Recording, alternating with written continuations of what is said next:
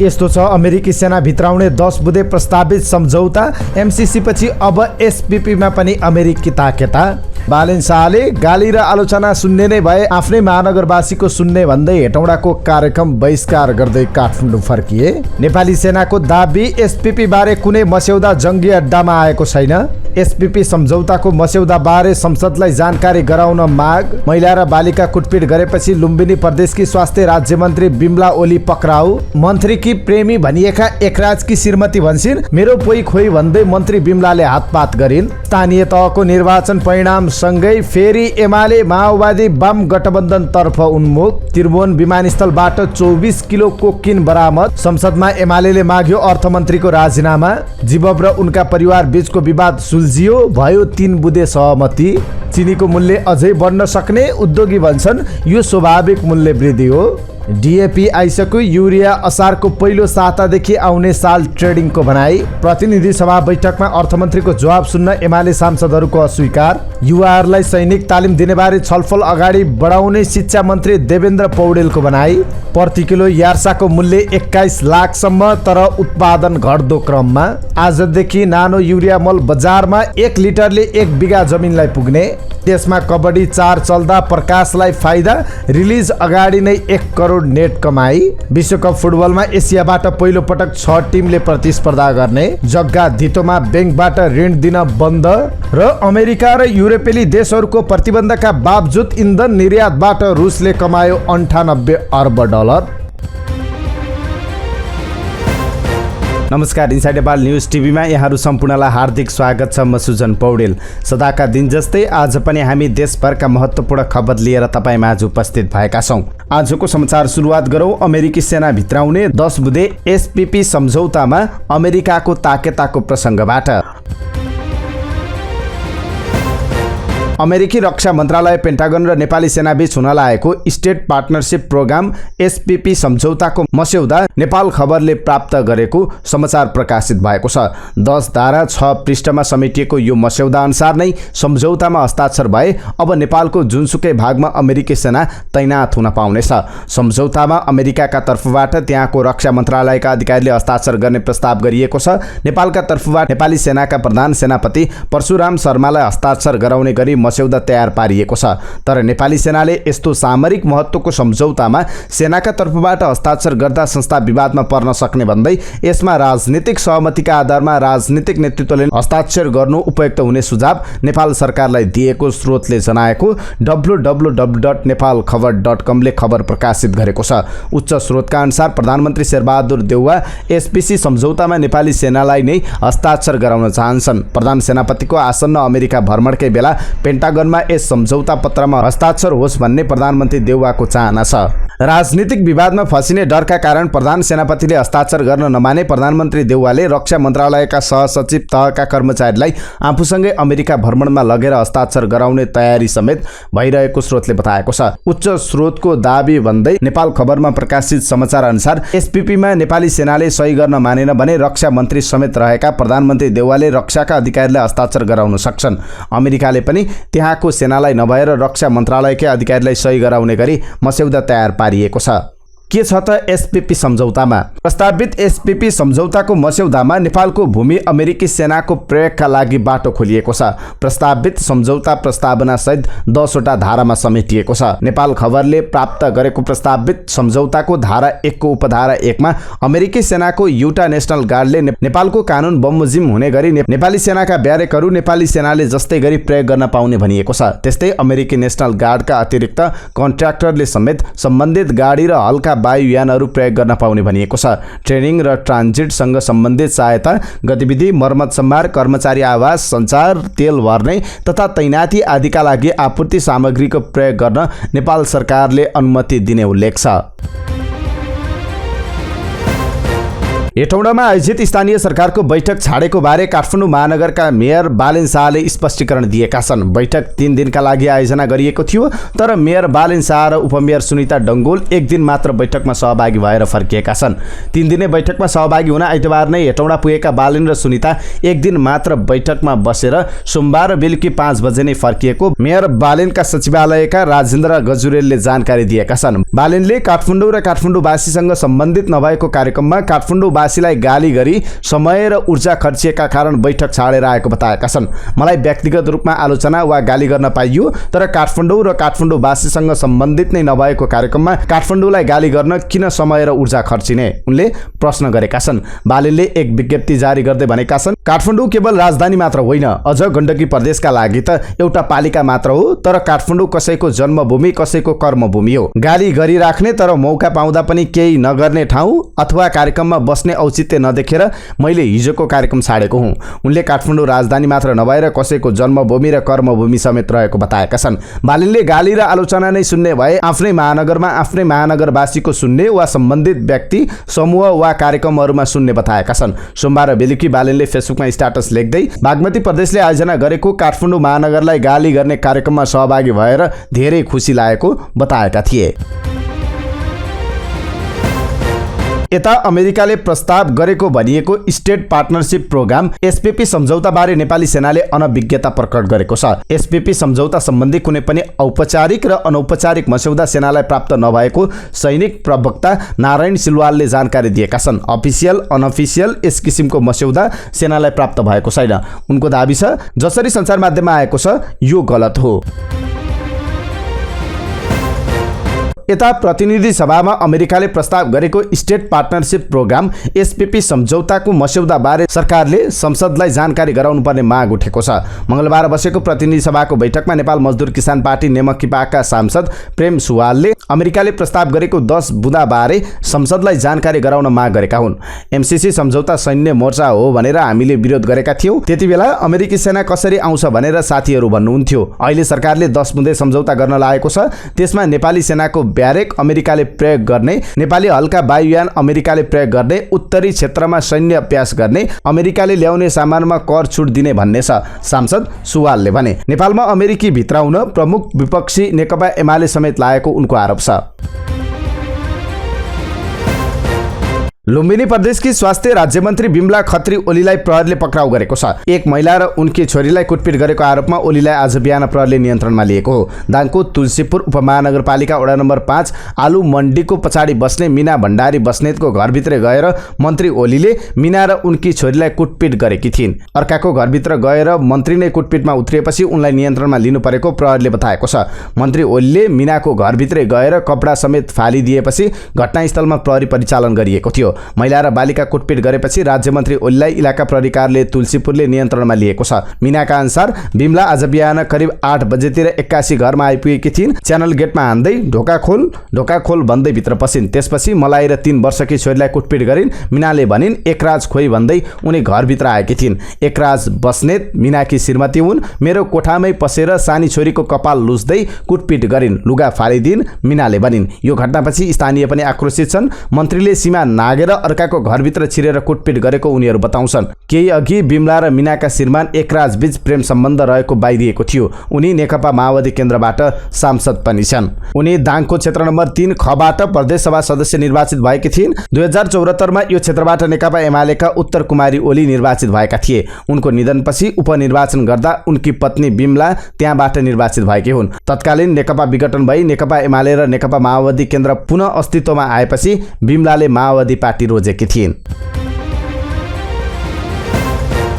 यता एकराजकी श्रीमतीले मेरो पोइ खोइ भन्दै मन्त्री बिमलाले हातपात गरेको बताएकी छन्। उनको भनाइ यस्तो छ, बिहानै आएर गेटमा बेसरी हल्लाइन, को रहेछ भनेर गएँ। बाहिरबाट ढोका खोल भनेको सुनिनस् भन्दै चिच्चाइरहेकी थिए। मैले ढोका खोले, भित्र आउन साथ मेरो एकराज खोइ भन्दै पर्दाहरू तानेर छिनाई, झुल पनि तानेर फाली, मैले किन्देको लुगा भनेर सबै लुगा मिल्काइदिए। अनि मलाई गालामा हानी, मेरो लुगा पनि च्यातचुत पारी। अर्को कोठामा गएर नानीलाई पनि हानिसे। नानी स्कुल जान ड्रेस लगाएर बसेकी थिए। उनको कुटपिटपछि छोरी रोएकी थिइन्। उसले एकराज मेरो पोइयो भनिरहेकी थिए। घटनापछि मीनाले आफ्नो जेठाजुलाई खबर गरेकी थिइन्। जेठाजुले प्रहरी बोलाएका थिए। इलाका प्रहरी कार्यालय तुलसीपुरको प्रहरी आएर एकराजको कोठाबाट बिमलालाई नियन्त्रणमा लिएको थियो। घटना हुँदा एकराज घरमा थिएनन्। गत वर्ष भदौमा बिमलाले आफ्नो फेसबुक स्टोरीमा एकराजलाई चुम्बन गरेको फोटो हालेकी थिइन्।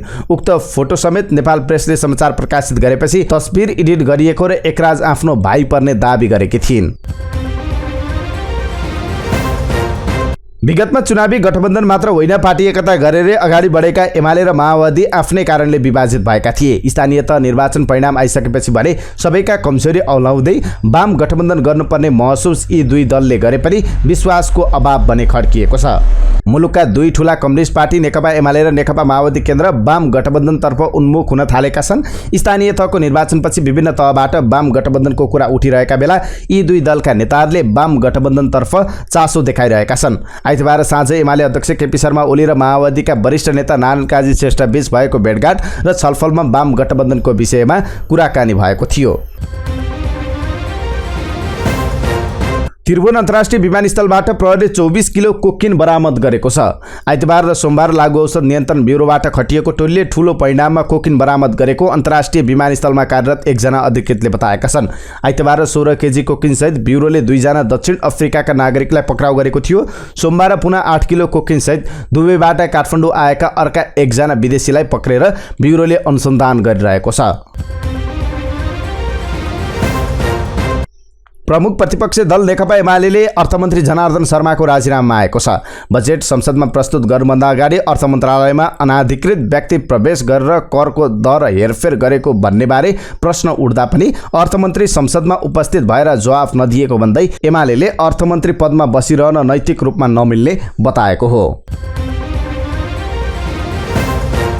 एक सर्वेक्षण अनुसार नेपालमा सङ्कलित हुने फोहोरको 27% फोहोर नदी किनारमा फालिने गरिएको पाइएको छ। सामान्य प्रशासन मन्त्रालयले केन्द्रीय तथ्याङ्क विभाग मार्फत सन् 2022मा 171 वटा नगरपालिकामा गरेको आधार रेखा सर्वेक्षण अनुसार यस्तो देखिएको हो। सङ्कलित फोहोर मैलाको आयतनको आधारमा कुहिने फोहोरको अंश 54%, रासायनिक फोहोरको अंश 33.3% र अन्य फोहोरको मात्रा 12.7% रहेको तथ्याङ्कमा उल्लेख छ।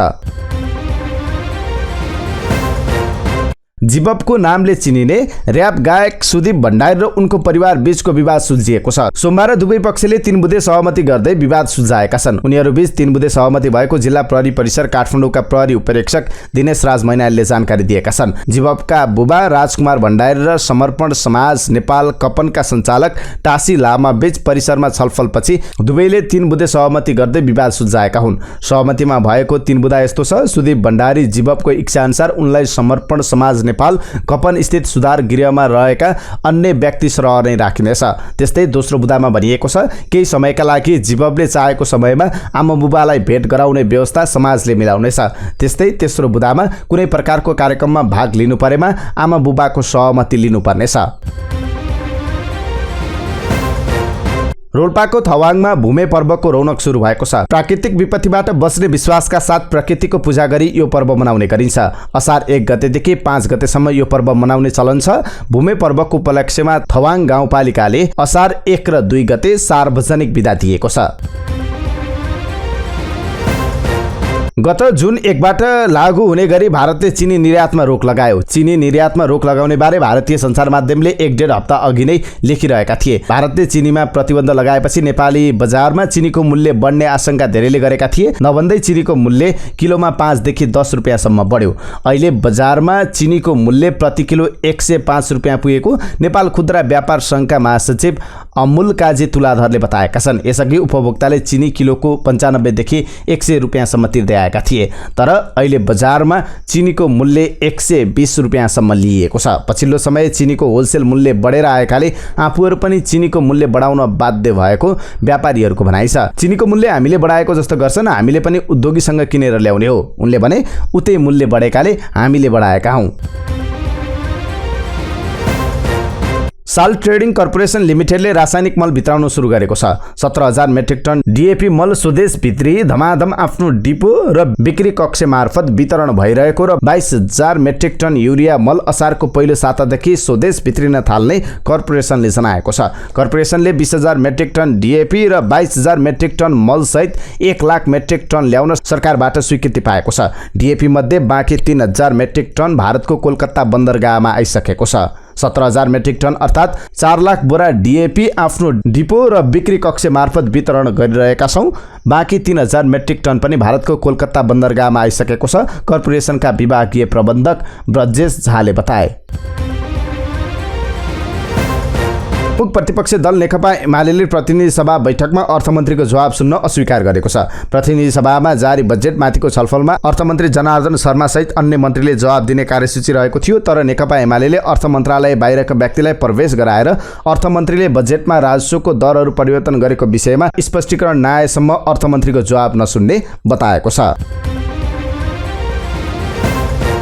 शिक्षा विज्ञान तथा प्रविधि मन्त्री देवेन्द्र पौडेलले आवश्यकता अनुसार युवाहरूलाई सैनिक तालिम दिने बारे सरकारले सल्लाह गर्ने बताएका छन्। मंगलबार प्रतिनिधि सभाको बैठकमा युवा तथा खेलकुद मन्त्रीको प्रतिनिधिको रूपमा सांसदहरूको प्रश्नको जवाब दिँदै सो कुरा बताएका हुन्।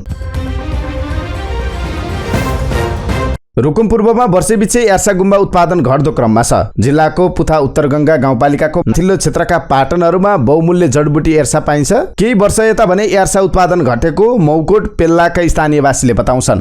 मौकोटमा वीरेन्द्र बुढाले पहिलेदेखि नै स्थानीयवासीले संकलन गरेका यार्सा संकलन गर्दै आएका छन्। सधैँका वर्ष झैं यसपालि पनि उनी स्थानीयवासीहरूबाट यार्सा संकलनका लागि फुपाल पाटन पुगेका थिए, तर उत्पादन साह्रै नै घटेको पाएको उनले बताएका छन्। 8-9 वर्ष अघि यही पुपाल र पूर्वाङ लगायतको पाटन क्षेत्रमा 150 किलो हाराहारीमा यार्सा संकलन हुने गरेकोमा यस वर्षको मौसममा जम्मा 15-16 किलो हाराहारी यार्सा उत्पादन तथा संकलन भएको बुढाले बताए। उनका अनुसार प्रति किलो यार्साको मूल्य 21 लाखसम्म पर्छ। अहिलेको उत्पादनलाई हेर्ने हो भने जिल्लामा 3.25 करोड हाराहारी यार्सा संकलन भएको छ। आफैले पनि 3 किलो यार्सा संकलनको अनुमति लिएको बताउँदै यसको मूल्य 65 देखि 70 लाख हुने बताए।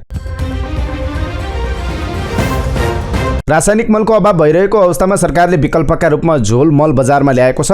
कृषि तथा पशुपन्छी विकास मन्त्री महेन्द्र राय यादवले आजदेखि बजार न्यानो युरिया मल अर्थात् झोल बजारमा उपलब्ध गराएको जानकारी गराएका छन्। प्रतिनिधि सभा बैठकमा बजेटमाथिको मन्त्रालयगत छलफलमा उठेका प्रश्नको जवाब दिँदै मन्त्री यादवले न्यानो युरिया मल सोमबार नै विराटनगरमा उद्घाटन गरिएको र आजदेखि बजारमा उपलब्ध भएको जानकारी दिएका छन्। 1 लिटर मलको मूल्य 800 रुपियाँ पर्ने र 1 लिटर मलले 1 बिगालाई नाइट्रोजन दिने उनको भनाइ छ।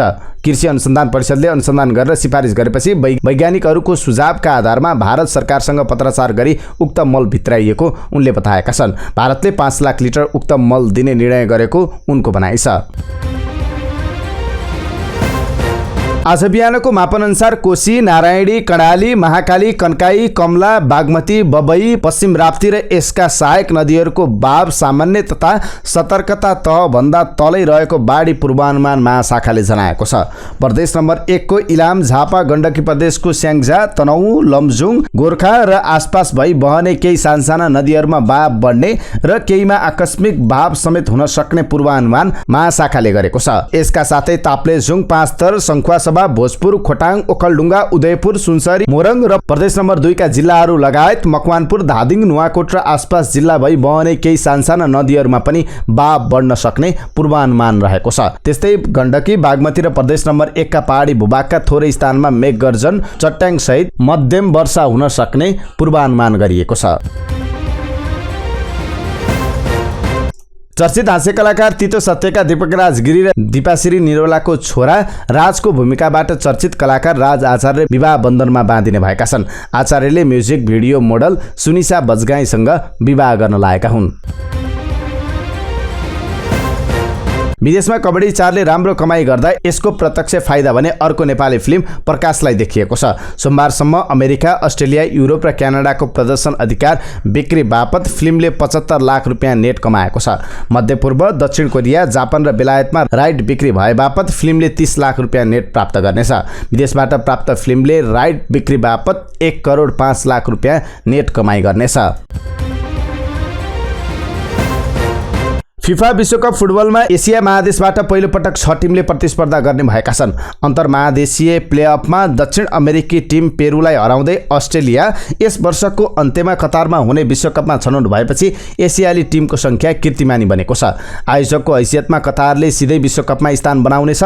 त्यस्तै जापान, दक्षिण कोरिया, इरान र साउदी अरेबिया छनौट चरण पार गर्दै छनौट भएका छन्। 32 टिमले खेल्ने विश्वकपमा यसपटक एसियाबाट अहिलेसम्मकै धेरै टिमले खेल्ने भएका छन्। यसअघि 2018 मा रुसमा भएको विश्वकपमा एसियाबाट 5 टिमले प्रतिस्पर्धा गरेका थिए।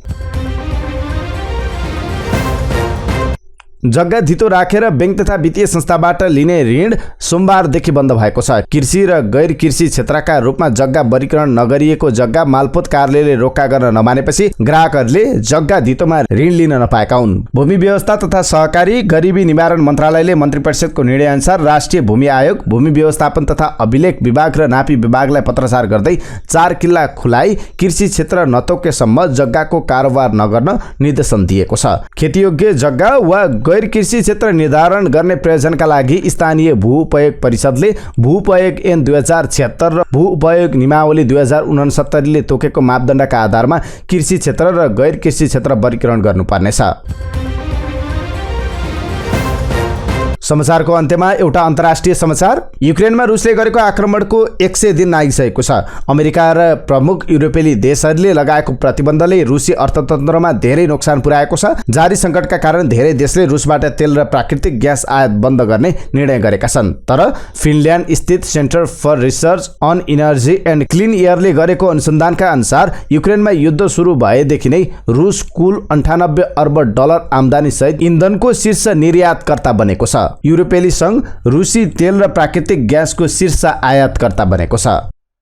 यिनै समाचार सहित हामी समाचारको अन्त्यमा आएका छौँ। हामीले प्रस्तुत गरेको समाचार सामग्रीमा तपाईँको केही टिक्का टिप्पणी भए तलको कमेन्ट बक्समा लेखिदिनु होला। साथै हाम्रो यस युट्युब च्यानललाई सब्स्क्राइब गर्न नबिर्सिनु होला। तपाईँको बाँकी पल सुखद रहोस्।